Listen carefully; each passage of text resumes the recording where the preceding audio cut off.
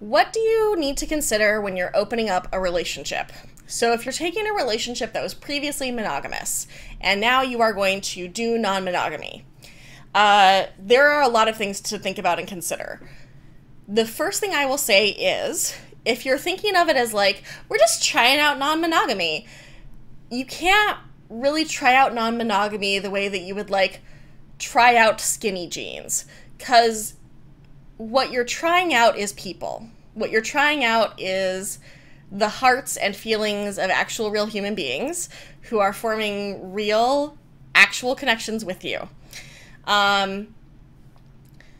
So when you're going to take a previously monogamous relationship and do some non-monogamy, I think it's really important to take some time to take a very hard look at the relationship you already have and almost think about it as though you are breaking up entirely and starting a whole new relationship that is non-monogamous.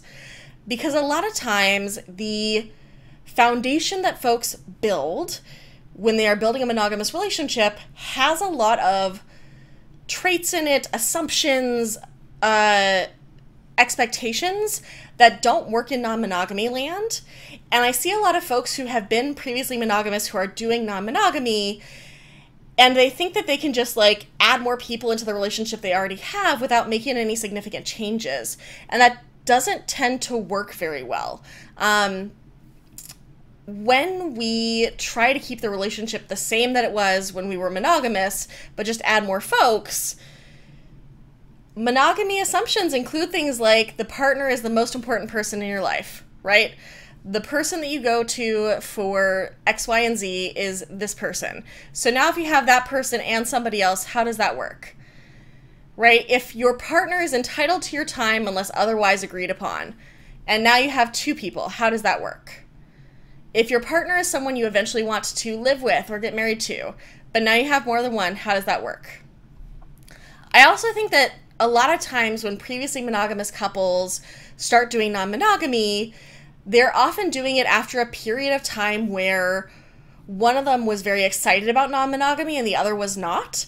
And that can create a lot of tension and conflict that, if not resolved before non-monogamy starts happening, can lead to a lot of problems in that non-monogamy. If your partner was really not on board with being non-monogamous but is like giving it a shot, it's a lot more likely that they're going to have problems with who you're dating, how often you're dating, those kinds of issues, than if the two of you have worked through those conflicts and those problems before other people come into the picture. I do not believe that your relationship has to be perfect before you do non-monogamy. I do think that if you are taking a previously monogamous relationship and trying to do non-monogamy, you can't just think of it as we're adding people onto this thing we have. You have to think of it as, what relationship do we want to have with each other while we have relationships with other people? The relationship that you have is not something that has to be set in stone, and in fact, it is going to change significantly. The agreements and understandings that people have in their first 6 months of doing non-monogamy tend to be very significantly different than the ones they have 2 years in, 5 years in, 10 years in.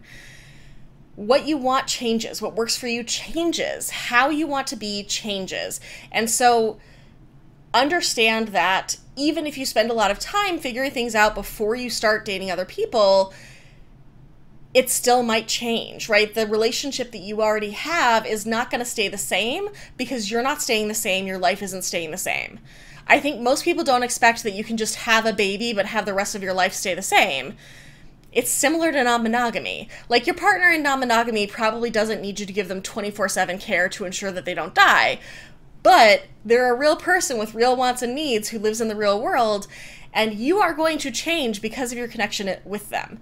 You're going to change anyway because none of us are static, but you need to understand that like change happens. And so whatever relationship you decide to build as you go into non-monogamy, it needs to have space for flexibility, for reassessment, for making sure that everything still works for everybody else.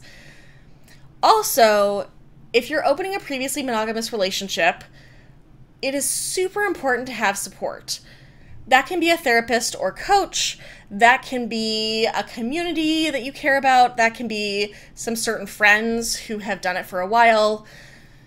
You need support because most of the rest of the culture around you is going to tell you that you're a bad person just for doing non-monogamy. They're going to tell you that if you really loved your partner, you would never do it, that if you were really committed, you wouldn't even want it, that only weirdos and sluts and perverts do that.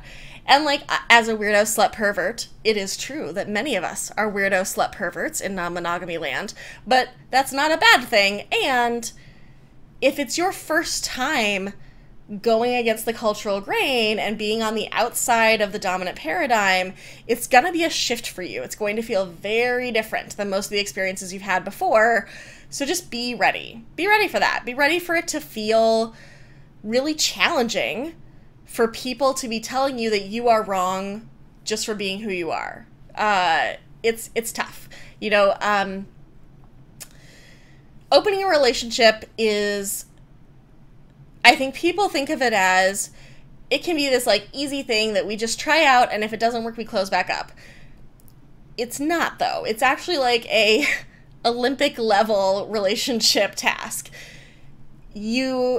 There is so much involved. There's so much that changes in terms of communication, time, ideas, thoughts, beliefs. Like, it is foundationally different. For many of us, our ideas about love and connection and belonging are rooted very deeply in monogamy as a base assumption. And so when that is not there, it tends to challenge a lot of those other foundations. So just understand that when you open a relationship, there are probably going to be changes you didn't anticipate. There is almost never a situation in which you take a previously monogamous relationship and just start dating other people, and it just goes easy and smoothly and nothing about the core relationship needs to change.